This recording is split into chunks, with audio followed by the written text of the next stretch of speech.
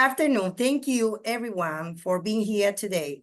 Today, thank you to the National Association of Council of Developmental Disability, because we're going to celebrate the International Day Woman. In our focus panel, we will focus on their experience and why they believe this day is very important. With us today is Jenna Crafton, Sydney Krebsbach, Mariela Adams, and we really are happy to have you today because we want to hear from you the barriers and the stuff that we've been facing as a woman, and especially with women with disability. My first question will be, what does the International Women's Day mean to you? And we're going to start with Mariela. Hello everyone, hola a todo el mundo, muy tranquila de estar aquí, muy feliz de estar aquí. For me, International Women's Day is a day of sort of reflection and gratitude for the women in my life, for the women that have served as mentors to me and as women of inspiration, and just to sort of take account of everything that I have been given and all the support that I've been given to be able to have the role that I have in disability advocacy. We pass it on to Sydney. Yes, hi. So International Women's Day means to me, it means empowering women and also celebrating the mentors and women in my life who have shaped me into and influenced me into being the woman I am today. Crafton? I think Women's Day is like have powerful women like your parent, your mom, and your grandma, or your aunt and your uncle, make you powerful women, and you have to go out and vote, and you have to make sure you heard, and make sure you go to the Capitol and speak up and have give them rights. And we want to make sure women to make themselves vote, and we want to make them, any women, just go in the Congress place and be a senator one day. Excellent. Thank you so much. I think it's very valuable, your point. Next question will be, how can we ensure that experience and voice of women with disability are permanently featured and acknowledged with the broad discourse of International Women's Day? So I think for me, it's important to create spaces like this space to highlight the contributions of women, but also to recognize the women that have gone sort of before us. You know, today I'm thinking a lot about Judy Heumann and the contributions that she made and the impact that she had in disability advocacy. And I'm certainly privileged to work with women with disabilities who are out there, are advocating for themselves and others, and who are just not shy, who are really speaking up for a lot of people. So for me, creating space, a safe space where people can share their lived experience is an important part of this. Sydney? I think for me, it's important for people, especially women who are on disabilities, to make sure that they are included and inclusive in advocating for not only themselves, but for other women who are on disabilities, and to make sure that they have a voice and make sure that they express themselves, and not only for themselves, but for other women who are on disabilities. And also to make sure that you're standing up and fighting for yourself. Crafton?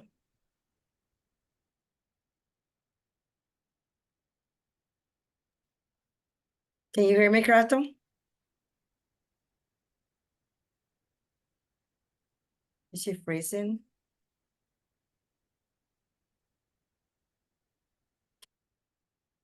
We're gonna move on to the other question. I think it's very valuable what you guys say. We need safe space as a woman, and also to be included in everything that we are doing today.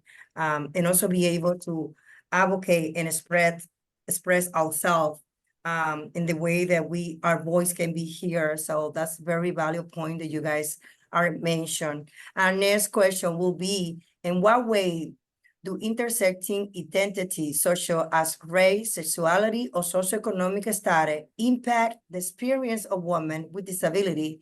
And how can we ensure their visibility within the disability right movement?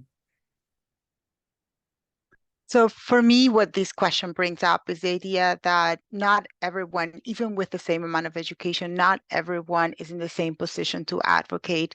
It is quite a display of bravery at times to speak up for yourself or for others. So to recognize that as women, sometimes is not as easy to speak up. And so when there are women in our community who are willing to take that brave step, we have to appreciate the fact that they're stepping out for others and not just for themselves. Because with the intersectionality between culture, there are cultures where a woman may not be able to speak up, and so it is up to others to do that for themselves. And I want to go back to Crafton, and are you able to respond to the question that we are about? Are you promoting future in knowledge with the broader of this course, International Women's Day? How do you feel about that? Crafton, can you hear me? I think she's frozen again. Sydney, can you respond, please, the same question that I asked to Mariela? Yes, I think what I've learned is that not all people who are on disabilities, especially women, have the same stories. We all do. So everybody's story is different, especially people who are on disabilities, especially for women. So every woman who is on a disability has a different story. And also we are all mixed race. So there are different people who are on disabilities, have mixed race, especially women. Excellent. I think you guys brought a very important point.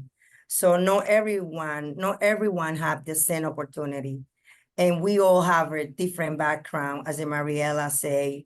And one thing that I like is about Sydney point that every story is different. We all coming with different shape. We all coming to different background. We all coming to different country. We all coming with different kids. As a parent with 2 child with ADHD, and also a child with cerebral palsy, and myself had ADHD. My story is different than everybody else, but the good point that you guys always been mentioning is to be in the table, to be included. And thank you so much for the voices that are out there that they cannot be here, but thank you to you today as a woman and celebrate this day.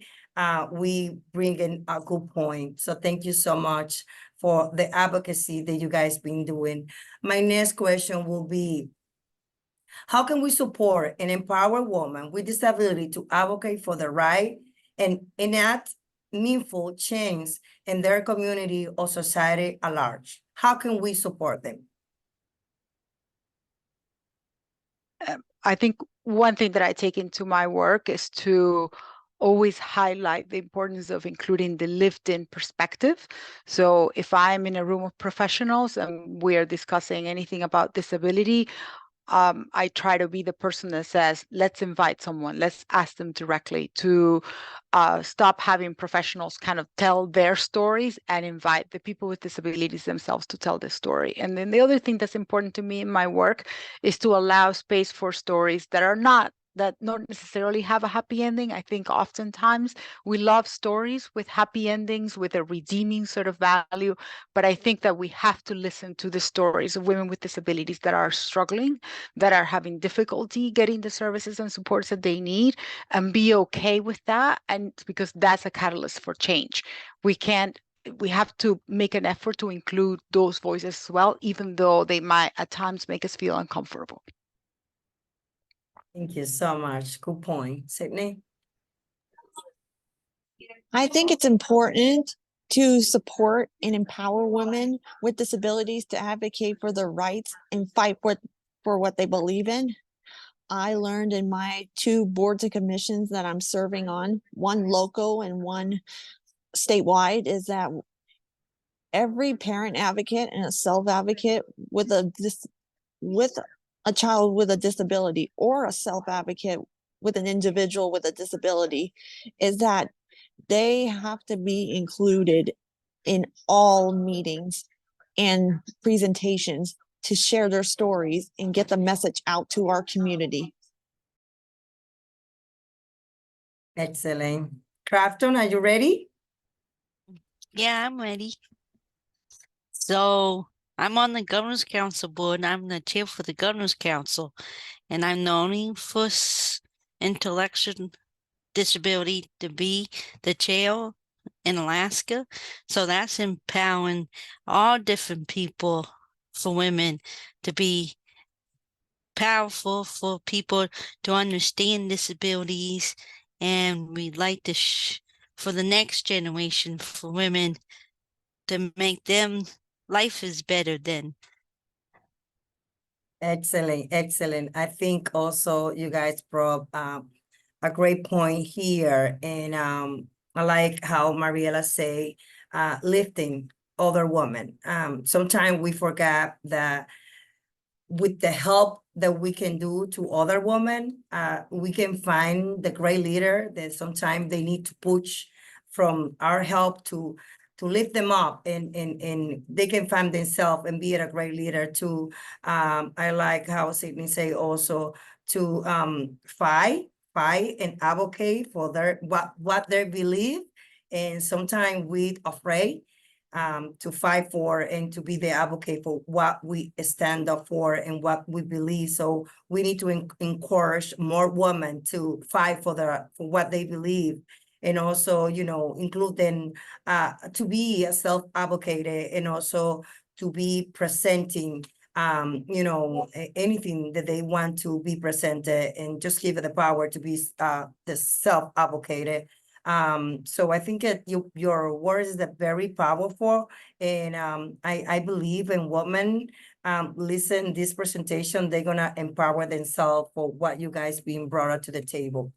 My next question will be, how can we improve educational and awareness about the experience or need of women with disability, but both with the disability community and society as a whole?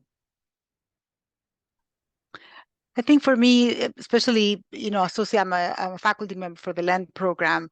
Something that's important to us is to think about ways that we can make it easier for women to participate in the LEND program, to participate in disability organizations, to think about when we hold those meetings, where we hold those meetings, and the supports and services that we're able to offer women so that they can find, you know, a place and a time when they can come. You know, in the LEND program, family specialists are an integral part of the LEND program, and oftentimes that is mothers with children with disabilities in their homes. So we need to think about how do we make it easier for those family members to participate in the LEND programs, because oftentimes they are an incredible drivers of change. And the same thing for women with disabilities. We need more self-advocate in all LEND classrooms. They are an integral part of the LEND classroom. Sydney? I think for me, because I'm one of the 2 co-chairs for the Washington State Developmental Disabilities Council, and I serve on the Spokane County Developmental Disabilities Advisory Board, I think it's important for me as a leader to include everyone who has a disability or who is a parent advocate, to make sure that they're all included in self-advocating for not only themselves, but for other people with a disability, and for the next generation of self-advocates to be ready to advocate and fight for themselves. Thank you, Crafton. What was the question again?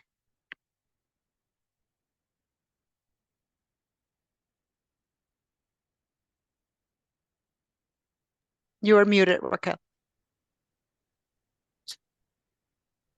Thank you.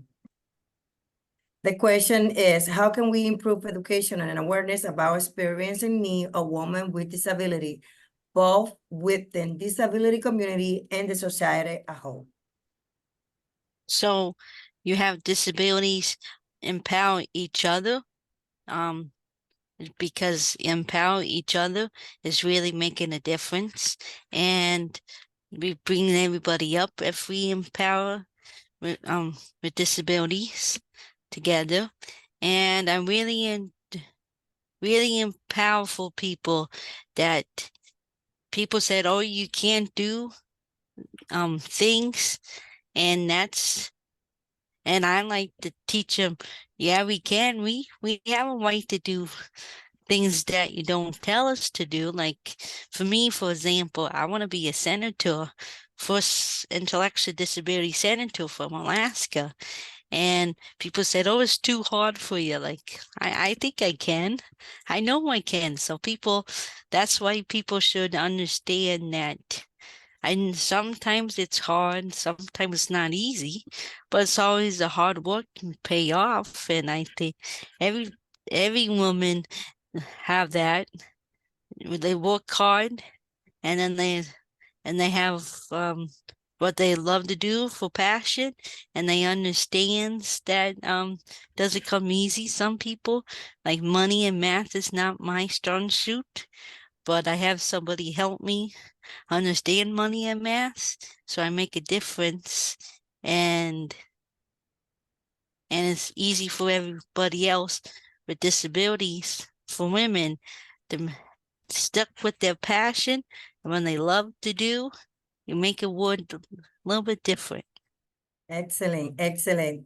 I love how Mariela brought to the LAM program, because sometimes we forget that it's a lot of resource available out there for women.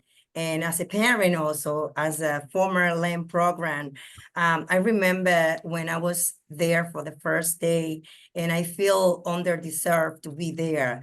And it was until I found out that I'm the more important person as a parent in the table, and that gave me very powerful movement to myself. And because sometimes we discourage ourselves that we are no value, and not to know that we as a woman, as a parent, we are valued for our kid and also for our community. So I'm thankful that you brought the LAM program, because LAM program is a social resource and platform for so many parents like me, that we're doing today, like Mariela also, what we do because of the LAM program. I also, like how you guys brought that we need to be in the table, we need to be inclusive. And it's a movement that we always have to continue to talk and empower other parents.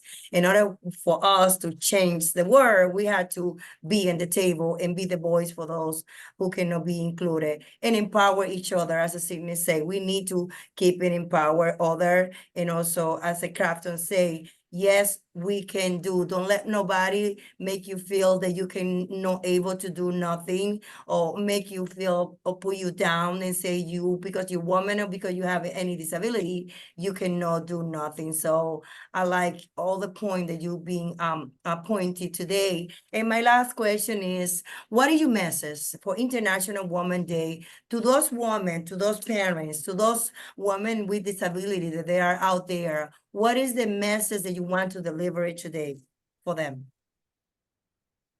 I think something kind of to just follow up on what you said. For me, as a professional that's working with women with disabilities, it's not enough to say that I'm inviting them to the table. I take it as my responsibility to make sure that that table is big enough, that they are going to come into a physical space or an online space where they are welcome and where they feel comfortable. Because sometimes we say, oh, you're welcome to come, but we've made the meeting in a room where you can't come in your wheelchair, or you're going to have to come in through the back door. No, let's advocate for organizations, hotels, event spaces to have spaces that are welcoming to people with different mobility needs and to people with different backgrounds. And what I would say to women is to keep inspiring me to continue to do the work that I need to do to advocate for my child and to continue to teach others and work with people with disabilities.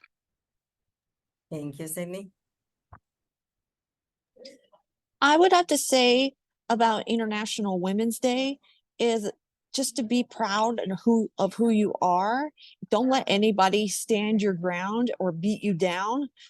So also, I feel like my message is to keep inspiring the women around you and to shape you into be a professional advocate and a self-advocate into being the woman that you are today, because my goal is to be a self-advocate for a nonprofit organization, and I have not given up on my dream. And I have peer mentors and friends along the way to help me reach my goals.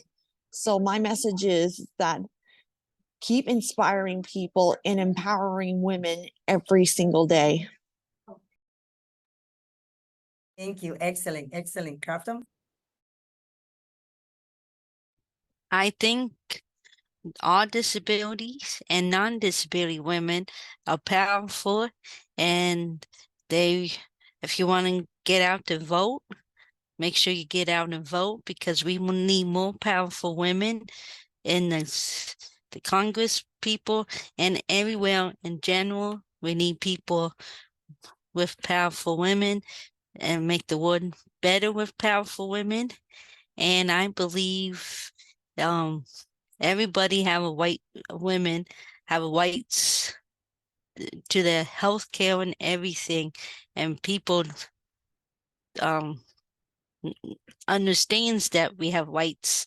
And make sure you have your role models, have them empower you, and then if you go to lend, you have to empower them to have the next generation more powerful and understand. And we always have women and have like a role model, because role models, you understand. So my role model was Judy Heumann, because she was how as a woman, and she used a wheelchair, and she had have a right, and she didn't back down, and she believed what she was doing. And that's awesome, because we need to do that still this day. And I love women with women, because it's team player. I'm a team player, and I like working with women because they really powerful people. Thank you. Thank you so much. On behalf of the National Association and Council on Developmental Disability Council, I would like to thank Jenna Crafton and Sydney Krebsbach and Mariela Adams, who is a mother with child with disability, and also Raquel Gonzalez for the interpretation. Thank you so much for the advocacy that you guys do. Thank you to empower other women. Thank you for not let nobody put you down. Thank you so much for being a role model for other. And thank you for being a woman. Just for being a woman and celebrate today, the International Woman Day. Thank you so much and happy International Woman Day. Thank you. Thank you, everyone. Thanks, everybody. Happy Women's Day. Thank Goodbye. you, everybody. Happy International Women's Day. Thank you.